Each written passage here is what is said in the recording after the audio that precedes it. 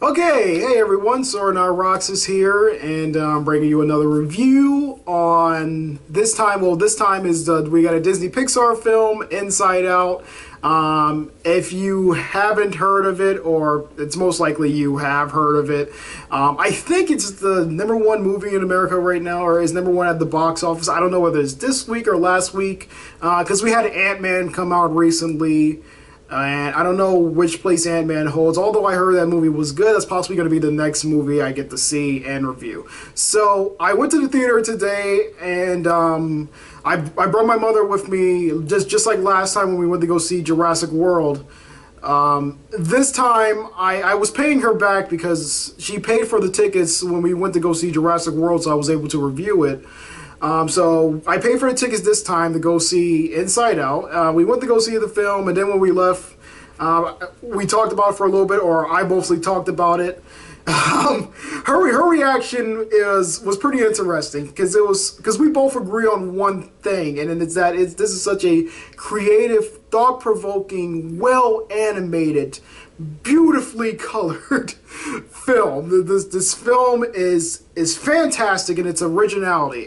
I love everything about it. Mostly, it's when here's how I can tell I like a movie. Let me just say this. Here's how I can tell when I like a movie.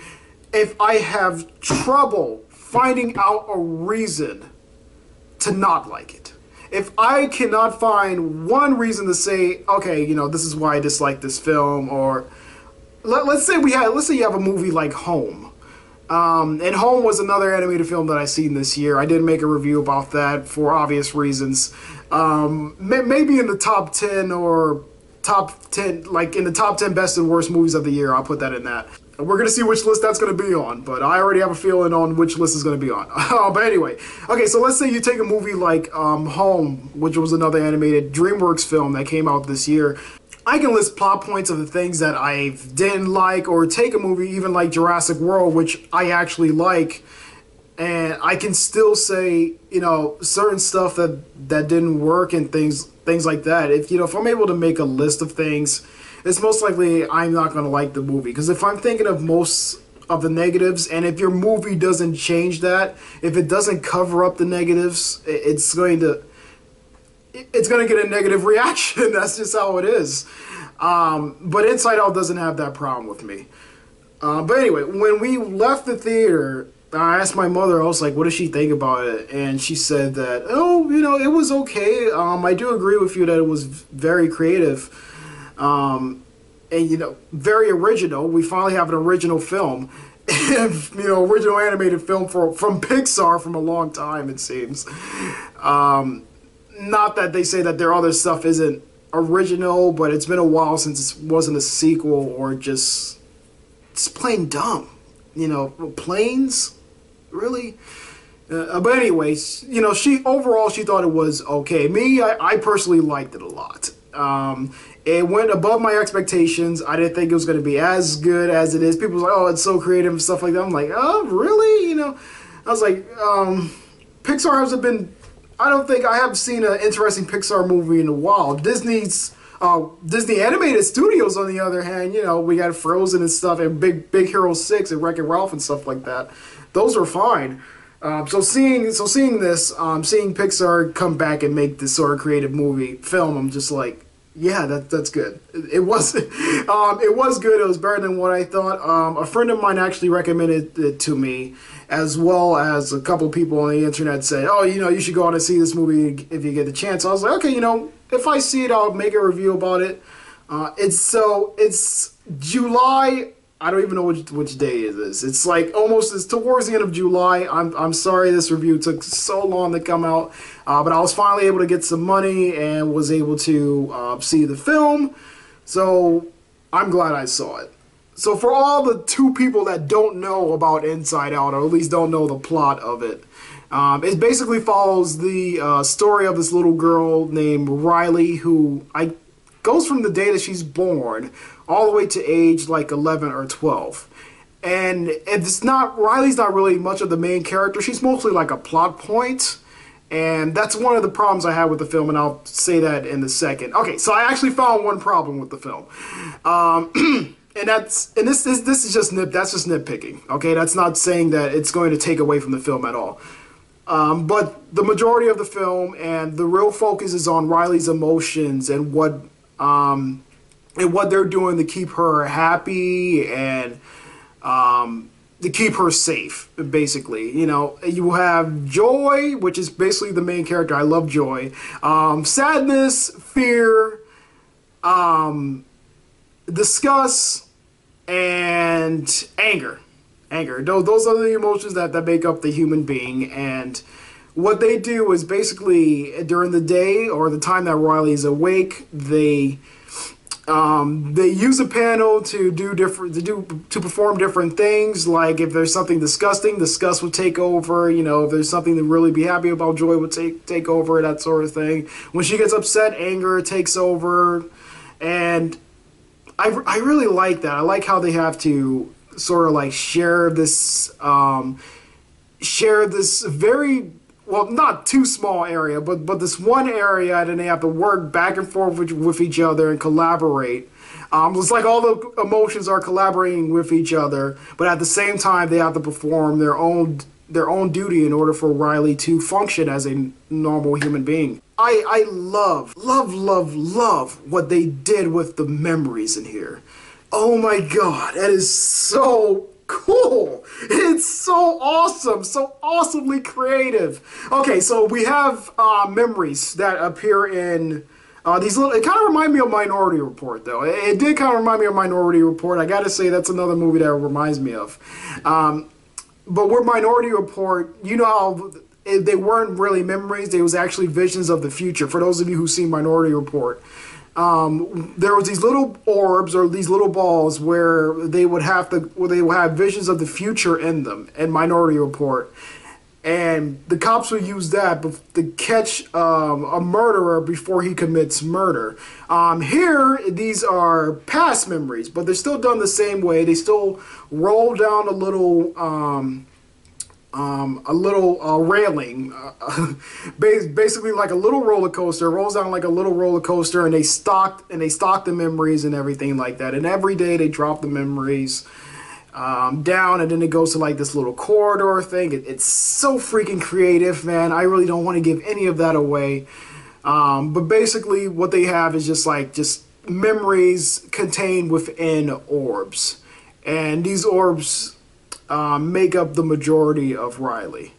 And you have standard memories and you have core memories. Core memories being the most important. These are the ones like, you know, the first time we took our first walk, or, you know, the first time we made a goal in hockey or basketball or whatever you're into, football or something like that. We won the big game, you know, that sort of thing. That's your core memories. Or when your parents were still together in case, you know, they get divorced or sadly one of them passes away. It's that sort of thing, and it's so smart.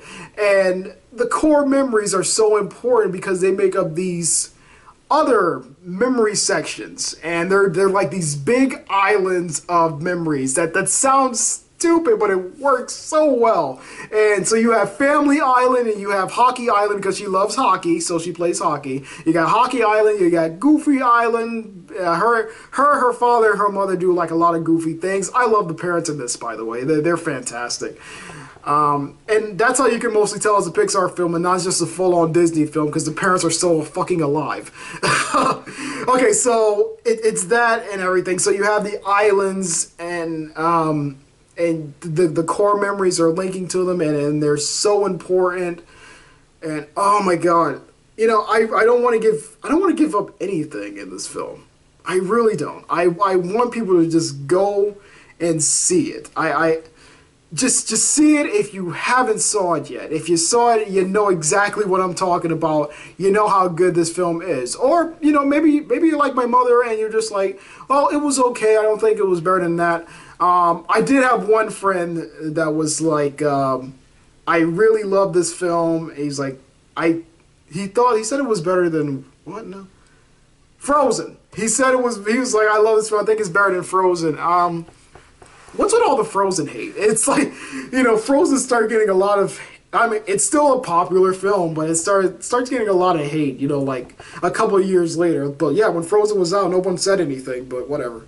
I possibly don't agree on that, like it's better than Frozen and stuff like that. Still, I would have to say my favorite animated film as of today, right now, is still Wreck-It Ralph.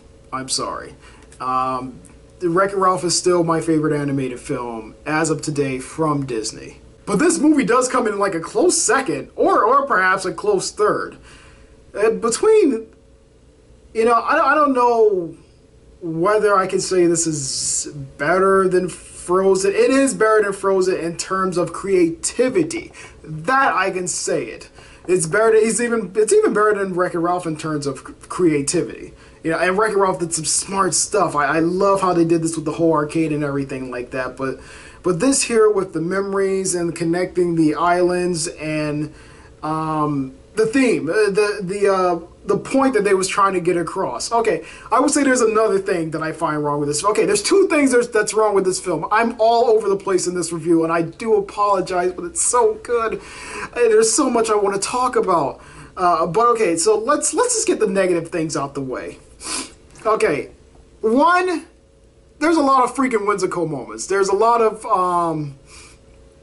slow moments, which I freaking love. I like that. There's no big villain in here. Thank God. There's no big villain. There's no big boss battle type fight thing. There's no giant, oh, we have to fight to protect the kingdom or protect Riley's mind sort of thing. There's no virus trying to get in and trying to destroy everybody. You know, there's nothing like that. There's no bad guys. It's a series of misfortunate events. It's an accident that happened, and it just leads to these different events just rolling into place. But they feel natural and not forced at all. It doesn't feel like you don't need like the. I said this before in another review. I said this before, and I think it was Frozen I said this in. I was like, you don't need a hero all the time. You know, you can still be a good film without having, you know, the main character or protagonist or whatever wielding a freaking sword and slaying monsters and junk like that. Not to say that stuff isn't cool and, you know, awesome in its own way, but it's nice to see a film just, you know, breathe and teach a lesson and be slow paced. It's not really fast paced at all. We had a couple of kids that was in the theater, and then some moments they would be quiet, and then other moments they'd just be like, when a slow moment came up, they would start talking and then want to walk around. But then in other moments when stuff was like falling down and everything, they was like sitting in attention and they was like really into the movie. So I don't know if a lot of kids are going to get the purpose of this movie and what it's trying to say. The point of it, like the theme it's trying to get across, is that you need certain things, and I'm not going to give that away here, but you need certain things to function as a whole person, and one thing cannot be without the other. So I'm glad that they proposed that point. You know, I got the point that they was trying to make, and I hope for the children that did see this film that point doesn't go over their heads. I guess if they're old enough, if they're like Riley's age, like 11 or 12, they would understand more, because you do sympathize with the kid. She's actually in the movie, she's moving away from her home in Minnesota, and they're moving to San Francisco. That's understandable why she would be a little bit upset and sad and kind of fearful of her new environment. And there's hard to find the joy in that. And, you know, and you're mostly filled with sadness. And anyone who's seen the movie knows exactly what I mean by that. And this movie does it so well conveying that. It feels so natural, it's so relatable, and I love it, man. I love it. I love it.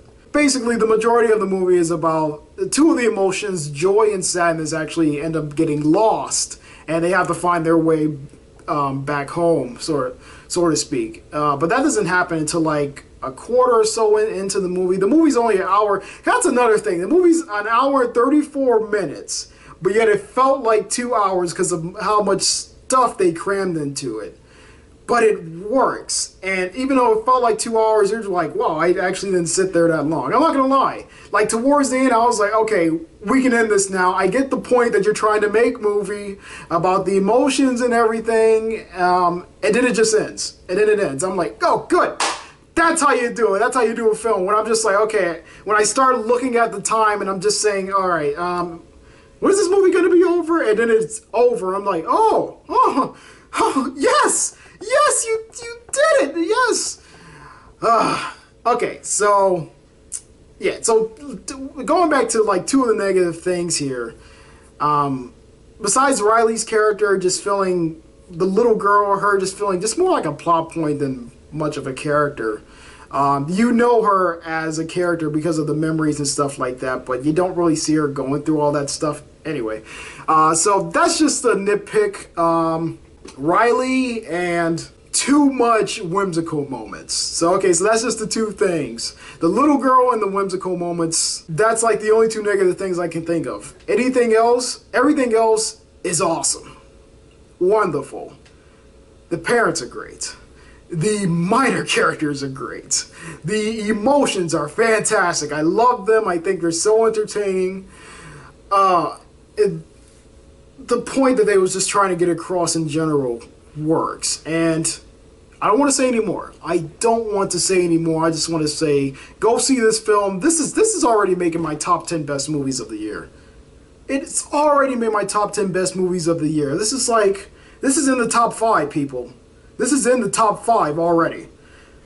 And so far, I can see Disney getting that Oscar again, Pixar getting that Oscar again. Why? Because if the competition is only a movie like Home, DreamWorks Home, then you're fine. You're fine. Okay, guys, that's it. Not much of a review here. Mostly just praising the movie for what it is, and it deserves to be praised. I don't want to spoil anything. I want people to just see this movie and just think of it for yourself, okay? So the next time I talk about this movie, if I get a chance to, will be in my top 10 best and worst movies of the year. So I'm not going to talk about it anymore. Go out and see it if you haven't seen it. It's awesome, okay? All right, you guys have a nice day, and I'll catch you next time.